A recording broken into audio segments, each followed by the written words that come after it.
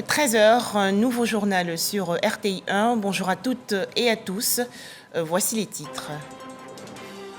En Côte d'Ivoire, la signature hier de 2 accords de financement entre le ministère de l'Économie et la Banque d'investissement et de développement de la CEDEAO. Plus de 67 milliards de francs CFA pour la réalisation de 2 projets dans les secteurs de la santé et de l'agriculture. Célébration aujourd'hui de la journée africaine de la médecine traditionnelle. C'est la 20e édition. Objectif, reconnaître la contribution de la médecine traditionnelle à la santé et au bien-être de plusieurs générations d'Africains sur le continent. Enfin, Mekele, la capitale du Tigré, touchée la nuit dernière par des frappes aériennes. Bilan, 4 morts, dont 2 enfants. Plus de 67 milliards de francs CFA octroyés à la Côte d'Ivoire par la Banque d'investissement et de développement de la CEDEAO, la BIDC. Cette enveloppe va financer 2 projets majeurs dans les secteurs de la santé et de l'agriculture, notamment un programme de mise aux normes des blocs opératoires et un projet de pôle agro-industriel de la région nord du pays. Les explications détaillées de Mahama Traoré. 37 milliards au profit du secteur de la santé et 30 milliards pour celui de l'agriculture, soit un montant cumulé de 67 milliards de francs CFA que la BIDC, Banque d'investissement et de développement de la CEDEAO, prête à la Côte d'Ivoire. Le financement de 37 milliards vise à réaliser le projet de mise aux normes des blocs opératoires, des unités de réanimation néonatale et des services d'imagerie dans les hôpitaux de référence de Côte d'Ivoire. Ce projet vise la mise aux normes et l'amélioration des plateaux techniques des hôpitaux de référence de 25 régions sanitaires. Il permettra d'accroître de 41% le nombre de salles opératoires qui sont aux normes. Il permettra également de renforcer les capacités des services de maintenance dans les districts sanitaires cibles et d'améliorer la fonctionnalité et la qualité des services d'imagerie, services de laboratoire et unités de réanimation néonatale, et enfin de renforcer les capacités des établissements de référence cibles en ressources humaines de santé de qualité. Aussi, cette initiative s'inscrit-elle parfaitement dans le cadre de l'amélioration de l'accès de la population aux soins de santé de qualité en vue de contribuer à la réduction du taux de mortalité infantile et maternelle.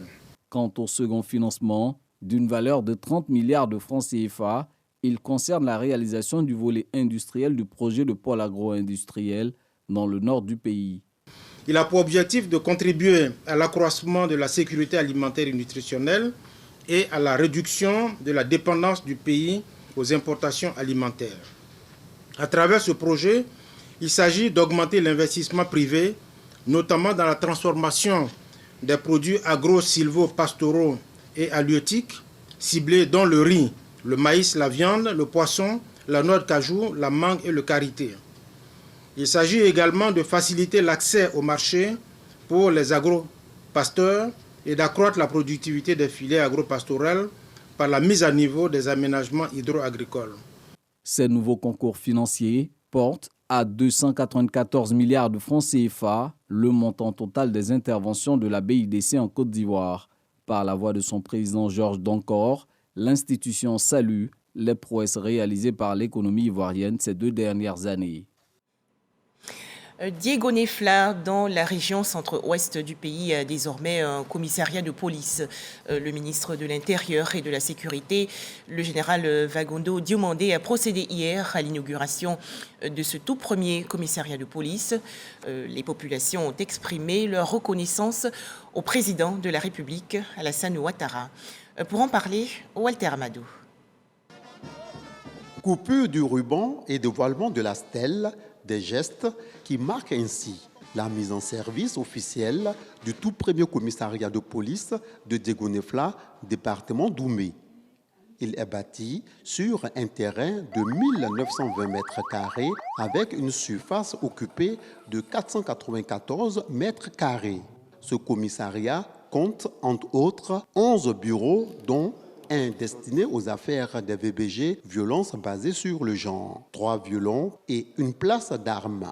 L'infrastructure a été réalisée avec le concours de l'équipe municipale. Pour assurer la quiétude de nos populations, nous avons décidé de construire ce commissariat pour appuyer l'effort consenti par la brigade de gendarmerie. On nous dit que c'est l'un des plus grands commissariats de la région du Gord. Porte-parole de la population ce jour, le député de cette circonscription apprécie à sa juste valeur la réalisation. Il fait des doléances. Le sous-préfet en service ici a été appelé à faire valoir ses droits à la retraite depuis décembre 2021 et n'a pas encore eu de remplaçant. Nous plaidons pour qu'un nouveau sous-préfet soit affecté à Diegoune-Fla. Nos vifs remerciements à son Excellence Alassane Ouattara, président de la République de Côte d'Ivoire, pour tous les travaux de développement à travers le pays. Pour le directeur général de la police nationale, ce commissariat est un réel atout qui vient régler d'énormes difficultés que connaissent les habitants de Diegoune-Fla. Il s'agit pour nous d'être plus proches des vaillantes populations pour leur permettre de vaquer en toute quiétude à leurs activités socio-économiques. Jusqu'à hier, la population de Diegoune-Fla, pour établir des pièces administratives établies par la police, se rendait soit à Oumé ou à Gagnoua. Le ministre de l'Intérieur et de la Sécurité a félicité le maire de Diegoune-Fla pour ses initiatives en faveur du renforcement du climat sécuritaire de plus en plus paisible. Avec la contribution de M. le maire, le président Alassane Ouattara vous apporte un commissariat de police flambant neuf, avec des fonctionnaires de police engagés. Monsieur le commissaire, à partir de maintenant, faites en sorte que les bandits soient traqués. À partir de maintenant, que leur sommeil soit troublé. Comme ça, les populations pourront dormir tranquilles. C'est le challenge que je vous donne de relever. Le commissariat de police de Diegoune-Fla est situé à l'ancienne place du marché. Direction Sran-Bondossou, dans la région centre du pays. Ce village a désormais un collège moderne et un foyer des jeunes. Ces deux infrastructures entièrement construites par l'État de Côte d'Ivoire ont été inaugurées récemment par la ministre de l'Éducation nationale et de l'alphabétisation, Mariatou Koné. Les temps forts de cette cérémonie avec Djeneba Ouattara et Soro Corona de RTI Bouaké. Sran-Bondossou, sous-préfecture du département de Sakassou. Les populations sont en joie. La raison, la localité dispose désormais d'un collège moderne. Infrastructure financée et construite par le gouvernement ivoirien. La construction du collège de proximité de Sran-Bondossou est une preuve concrète de la volonté de rapprochement de l'école des populations par le gouvernement. Elle participe de la politique de la scolarisation obligatoire décrétée par le président de la République, son Excellence, M. Alassane Ouattara. Je vous exhorte au relèvement de notre école par l'entretien courant des bâtiments, l'hygiène et la santé des élèves, la lutte contre la violence et la tricherie à l'école, l'assistance aux autorités de l'établissement dans l'apaisement du climat à l'école. L'inauguration du foyer des jeunes de Sran-Bondossou, baptisé du nom de la ministre de l'Éducation nationale et de l'alphabétisation, Mariatou Koné. Ce cadre de rassemblement et d'échange a été réalisé et équipé par le Fonds national de la solidarité à hauteur de 50 millions de francs CFA en 2020. Mariatou Koné exhorte donc les bénéficiaires à prendre soin de l'outil de développement. Le foyer polyvalent est un cadre pour développer et promouvoir la culture de la paix et de la cohésion sociale. Il s'agit par l'usage de cet espace de se rassembler, de se parler, de s'écouter, de se comprendre et de décider ensemble. Les cadres traduisent leur gratitude au président de la République pour toutes ces actions de développement. Beaucoup a été fait depuis la délocalisation du village de Sran-Bondossou dans le cadre de l'aménagement de la vallée du Badama. Au-delà de tout, je voudrais personnellement, à cette occasion solennelle, rendre un vivant hommage à tous les acteurs du développement. Au nom de nos parents, au nom de nos frères et sœurs, au nom de notre organisation Unie pour Sakassou qui porte le plaidoyer pour le développement de Sakassou, vous chargez d'exprimer toute notre gratitude au président de la République, son Excellence de Ouattara. Mariatou Koné appelle les populations à la paix et à la cohésion sociale, gage de tout développement.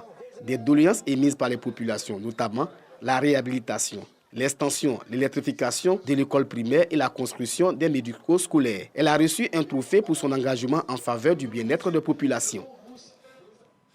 Un petit tour à présent à Téhini, dans la région nord-est du pays. La mairie a engagé des travaux de réalisation de 14 km de canalisation. Objectif, faciliter la desserte en eau potable dans les différents ménages. À noter également plusieurs actions de développement dans les domaines de l'éducation et de la santé. Les explications de Mahama Traoré. Des centaines de tuyaux de canalisation prêts à être ensevelis pour soulager les populations de Téhini. Ces tuyaux vont servir à étendre la desserte en eau potable dans cette ville de l'extrême nord-est du pays. Jusque-là, les ménages des quartiers Ouassakara, Château, Sokora et Plateau peinaient à s'approvisionner en eau potable, faute d'ouvrage de desserte. Ce calvaire va bientôt prendre fin avec la réalisation de 14 km de linéaire de canalisation souterraine. Dans cette dynamique de développement, le conseil municipal de Téhini accorde une place de choix à l'école. Pour la prochaine rentrée scolaire, les bâtiments des écoles primaires publiques 1 et 2 de Téhini ont été rénovés et dotés de nouveaux tables-bancs. À l'hôpital général, la construction d'un bâtiment rend désormais fonctionnel le service de pédiatrie. Le marché central, lui, bénéficie également de 3 hangars neufs. L'édifice devant abriter la future radio communale est fin prêt. Reste l'équipement et la mise en service. Dans l'actualité nationale également, cet atelier organisé il y a quelques jours dans la commune de Cocody par le collectif des leaders pour le développement durable de l'Afrique.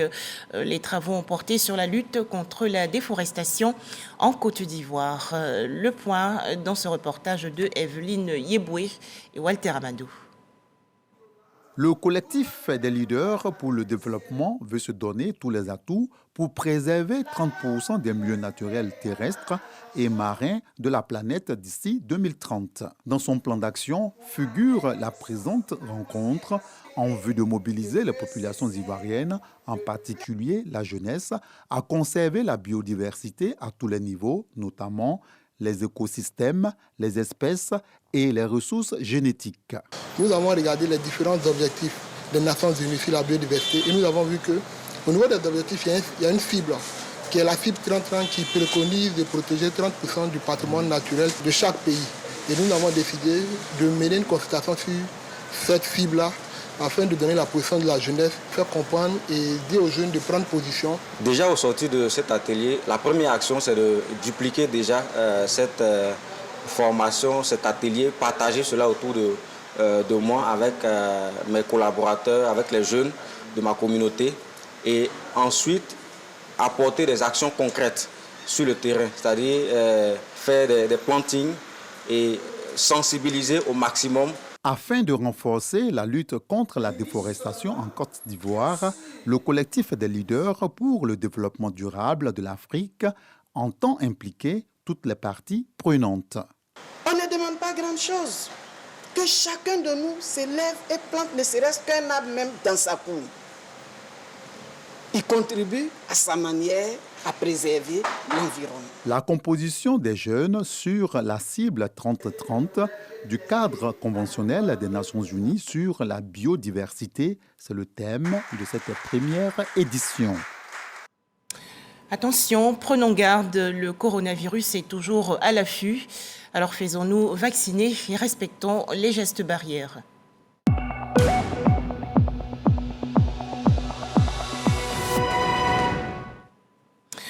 45 nouveaux cas de coronavirus ont été enregistrés hier par le ministère de la Santé, de l'Hygiène publique et de la couverture maladie universelle. La Côte d'Ivoire dénombre donc actuellement 86 695 cas confirmés de coronavirus, 85 802 personnes guéries, 819 décès et 74 cas actifs. Rappelons que la vaccination contre le coronavirus est volontaire et gratuite en Côte d'Ivoire. notre santé. La célébration aujourd'hui de la journée africaine de la médecine traditionnelle. Thème retenu pour 2022, 2 décennies de la journée africaine de la médecine traditionnelle. Progrès accompli vers la réalisation de la couverture sanitaire universelle en Afrique. Les détails, Davis Oyo et Jean Djadji. Jusqu'à ce jour, 80% de la population africaine dépend de la médecine traditionnelle pour répondre à ses besoins sanitaires essentiels selon l'Organisation mondiale de la santé. Un pourcentage qui dénote de l'importance de la journée africaine de la médecine traditionnelle instituée depuis 2003 par le bureau régional de l'OMS. Le thème retenu pour cette 20e édition, 2 décennies de la journée africaine de la médecine traditionnelle, progrès accompli vers la réalisation de la couverture sanitaire universelle en Afrique. Il sonne comme une reconnaissance du travail abattu ces dernières années par les acteurs du milieu. La célébration de cette journée revêt ainsi un intérêt particulier pour le gouvernement. Le thème de cette 20e édition s'inscrit en droite ligne de la politique sanitaire adoptée par le gouvernement, arrimée sur la couverture maladie universelle, avec comme visée l'accès à tous et toutes à des services de santé préventifs, curatifs, de qualité, tout en veillant à favoriser l'accessibilité financière à tous et à toutes. Le ministre de la Santé, de l'Hygiène publique et de la couverture maladie universelle invite les praticiens à l'excellence pour assurer une prise en charge de qualité de leurs patients. En dépit de ces avancées significatives en matière de promotion de la médecine traditionnelle en Côte d'Ivoire, des efforts restent néanmoins encore à faire. C'est dans ce cadre que j'interpelle donc tous les acteurs de la recherche de la santé à fédérer leurs compétences pour hisser la médecine traditionnelle au rang d'une pratique d'excellence qui bénéficie de l'apport de tous les instruments de mesure en matière de qualité, d'innocuité et d'efficacité des produits de la pharmacopée traditionnelle africaine ivoirienne. En Côte d'Ivoire, l'exercice et l'organisation de la médecine et de la pharmacopée traditionnelle sont encadrés par la loi. Pour cette 20e journée africaine de la médecine traditionnelle, des célébrations éclatées vont se tenir sur l'ensemble du territoire. Toujours en Côte d'Ivoire, 4 malades souffrant de troubles du rythme cardiaque ont bénéficié récemment de soins gratuits à l'Institut de cardiologie d'Abidjan dans la commune de Trècheville. Il s'agit d'une intervention chirurgicale d'électrophysiologie faite en collaboration avec des médecins et experts égyptiens. C'est une première dans le pays. Les explications de Astou Touré. Institut de cardiologie d'Abidjan, il est 15h lorsque ce jeune homme d'à peine 26 ans fait son entrée au bloc pour une intervention chirurgicale délicate, l'électrophysiologie. Il souffre d'une anomalie du rythme cardiaque. Je souffrais du Wolff-Parkinson-White. Aujourd'hui, c'est une joie pour moi de dire que je n'ai plus cette pathologie. Et c'est aussi un honneur d'avoir fait partie de cette première mission. Ce type de maladie qu'on appelle trouble du rythme cardiaque, sur 1000 naissances, il y a un patient qui en est porteur. Donc quand on regarde la population de la Côte d'Ivoire, on pourrait dire qu'il y a un potentiel qui est énorme, plus de 30 000 personnes qui ont ce trouble du rythme. Et quand ils ne sont pas traités à temps, on est exposé à un risque de mort subite. Que les 4 patients qui ont été traités lors de cette mission, c'est des personnes qui sont définitivement guéries et qui peuvent mener une vie normale. Alors que sans l'intervention, on ne peut pas jouer au football, on ne peut pas avoir certaines fonctions pointues comme être pilote. Les troubles du rythme se manifestent par des palpitations. C'est alors que nous faisons des examens en cardiologie qu'on appelle électrocardiogramme pour pouvoir dépister justement ces troubles du rythme. Ce patient fait partie des 4 premiers malades du cœur en Côte d'Ivoire ayant bénéficié de cette intervention délicate grâce à un partenariat entre l'Institut de cardiologie d'Abidjan et l'ambassade d'Égypte en Côte d'Ivoire. L'ablation est une technique interventionnelle assez pointue en rythmologie et l'Institut de cardiologie est un centre d'excellence en Afrique de l'Ouest et je pense que ce centre va constituer un centre de référence pour le traitement de ces troubles du rythme en Afrique de l'Ouest. L'hôpital dispose donc du plateau technique nécessaire pour réaliser ces interventions. Je félicite en tout cas le directeur de l'hôpital, le chef du département. J'ai retrouvé en tout cas une équipe très motivée qui a envie d'avancer, qui a déjà réalisé des progrès. Après 40 minutes d'intervention sous haute surveillance, le patient a pu regagner sa chambre avec lui, d'autres aux soins intensifs sous haute surveillance. L'opération est un succès. Il s'agit en fait par des techniques où on n'endort pas les patients, où on fait juste une piqûre dans la cuisse. On réussit à arriver au niveau du cœur et à interrompre les circuits anormaux qui sont responsables de cette trouble. La coopération ivoiro-égyptienne s'intensifie et augure de belles perspectives. Nous avons un accord de coopération dans le domaine médical signé entre les deux États depuis 2019 lors de la visite du président El-Sisi en Côte d'Ivoire. Et nous avons aussi exploré la possibilité d'ajouter d'autres volets ou d'autres spécialités dans le domaine de la coopération dans la cardiologie. Parce que vraiment les patients que nous avons vus aujourd'hui, on les a visités en chambre, vraiment c'est beau à voir, le sourire sur chaque patient, le nouvel espoir pour une vie meilleure pour ces malades et pour bien d'autres. D'autres spécialités sont en train d'être explorées dans le domaine de la coopération ivoiro-égyptienne dans la cardiologie. La première intervention de rythmologie cardiaque en Côte d'Ivoire a été possible grâce à l'appui technique de l'équipe de Medtronic, un laboratoire américain. Cette collaboration permettra à la Côte d'Ivoire d'être le pôle d'excellence dans ce domaine dans la sous-région. Une conférence sur la PMA, la procréation médicalement assistée. Les travaux et échanges se sont déroulés récemment dans le district d'Abidjan. C'est une initiative de la communauté musulmane de la mosquée de la Riviera 3 dans la commune de Cocody. Malik Diomandé et Grace Kando. Être touché par l'infertilité et donner naissance, c'est possible grâce à la procréation médicalement assistée PMA. C'est ce message que le professeur Anna Fatoumata Touré est venu partager avec la communauté musulmane de la mosquée de la Riviera 3. La PMA est l'ensemble des techniques médicales permettant d'avoir un enfant en dehors des phénomènes naturels. Au nombre de ces techniques, l'insémination artificielle ou la fécondation in vitro. L'insémination, donc, on va préparer les ovules de madame. Quand les ovules de madame sont prêts, on a surveillé à l'échographie, on voit que les ovules sont prêts. On va convoquer monsieur, il va donner son sperme. Et le sperme sera travaillé au laboratoire pour recueillir la meilleure partie. Et ce sperme-là sera injecté dans l'utérus de madame. Et la fécondation in vitro, c'est la même chose, mais on va vouloir beaucoup d'ovules qu'on va aller chercher dans le ventre de madame. On va les donner au laboratoire et on va les mettre en contact au sperme. Les deux vont donner des embryons. Et après, on va prendre ces embryons-là et les replacer dans l'utérus de madame. Mais que dit l'islam relativement à ces alternatives qu'offre la science aux personnes infertiles? Pour un couple légalement constitué devant une autorité, s'il n'y a pas d'enfant, l'islam ne s'oppose pas à cette pratique-là pour ce couple-là. Donc c'est pour seulement le couple. Les participants se prononcent sur cette conférence. Je pense que cette présentation-là a permis de comprendre que l'infertilité n'est pas une fin en soi. Avec les nouvelles méthodes, chaque couple peut avoir des enfants. Il faut juste savoir son état de santé et accepter d'aller faire ses examens. Je conseillerais aux couples qui sont infertiles d'abord de voir un médecin et ensuite évidemment d'appliquer cette méthode-là si elle est préconisée par le médecin. En Côte d'Ivoire, il n'existe pas pour l'heure de loi encadrant l'application de la procréation médicalement assistée. Un vide juridique qu'il convient de combler, surtout qu'il s'agit de vie, selon les spécialistes du domaine.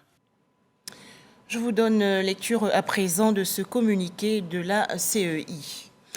La commission électorale indépendante, la CEI, informe l'ensemble des électeurs que pour la tenue des élections partielles, législatives et sénatoriales du 3 septembre 2022, les documents autorisés pour le vote sont les suivants. La carte d'électeur 2020 ou la nouvelle carte nationale d'identité CNI de couleur verte ou la carte nationale d'identité CNI de couleur orange en cours de validité ou l'attestation d'identité délivrée par l'ONESI ou le récépissé d'enrôlement délivré par l'ONESI ou encore la carte professionnelle uniquement pour l'élection des sénateurs. La CEI compte sur la responsabilité et le civisme de tous pour un scrutin apaisé. Fait à Abidjan le 29 août 2022, signé le premier vice-président de la CEI, Koné Sourou. Dans l'actualité nationale également, la tournée de sensibilisation du président du conseil régional de l'Anyébi-Tiassa à Tabo, dans la région sud du pays. Pierre Ngou Demba a exhorté les populations à promouvoir les valeurs de paix, de cohésion sociale et de développement. Le point avec Davis Oyo et Jean Djadji. 11 localités, un même message, cohésion et développement.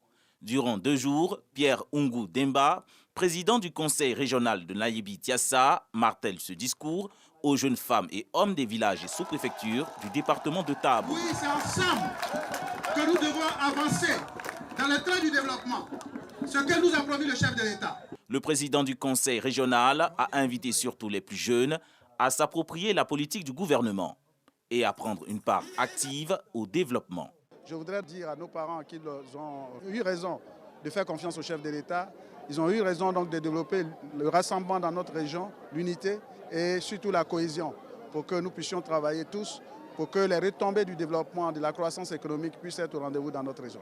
Un discours qui ravit les populations. Nous sommes satisfaits.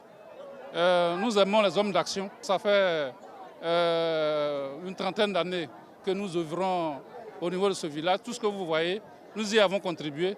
Et donc nous sommes ouverts, nous collaborons avec toutes les équipes qui arrivent et particulièrement celles qui se mettent à l'ouvrage, comme le cas de notre frère, le président Demba.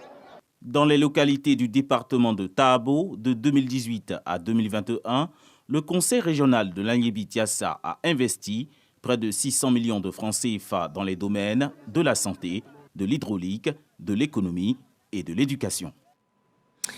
La jeunesse de la région nord du pays également invitée à cultiver la paix, la cohésion sociale et le vivre ensemble. C'est une initiative de la fondation allemande Friedrich Ebert. Les explications de Soro Corona de RTI Bouaké.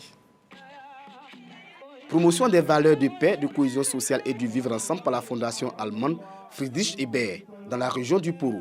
À travers le projet Jeunes de valeur, la fondation veut amener les jeunes à ne plus être des acteurs des crises et troubles, mais plutôt des artisans d'unité et de cohabitation. Le projet Jeunes de valeur a commencé depuis 10 mois maintenant.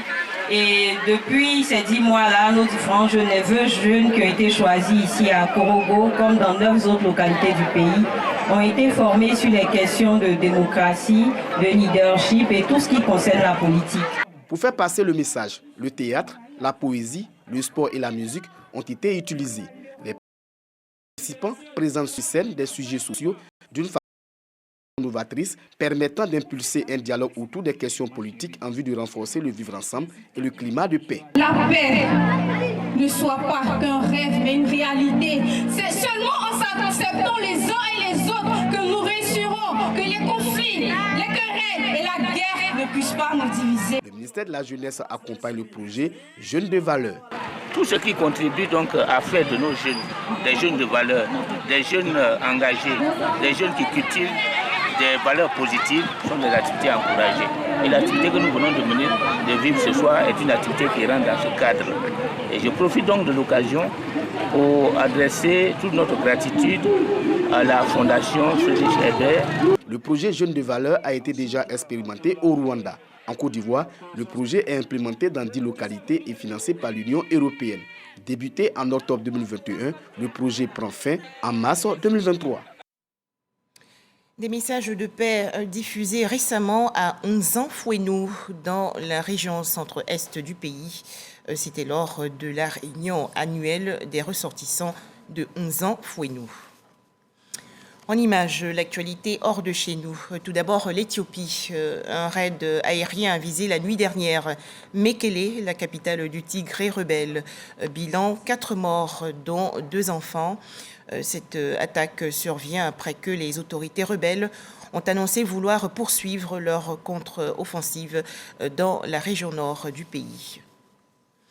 Enfin, aux États-Unis, après 2 mois des élections législatives, de mi-mandat, Joe Biden se lance dans la campagne. Le président américain était hier en Pennsylvanie, dans la région nord-est, pour un meeting. Dans cet état clé pour ce scrutin, Joe Biden a livré la charge contre les fidèles de son prédécesseur Donald Trump, qu'il accuse de soutenir la violence politique.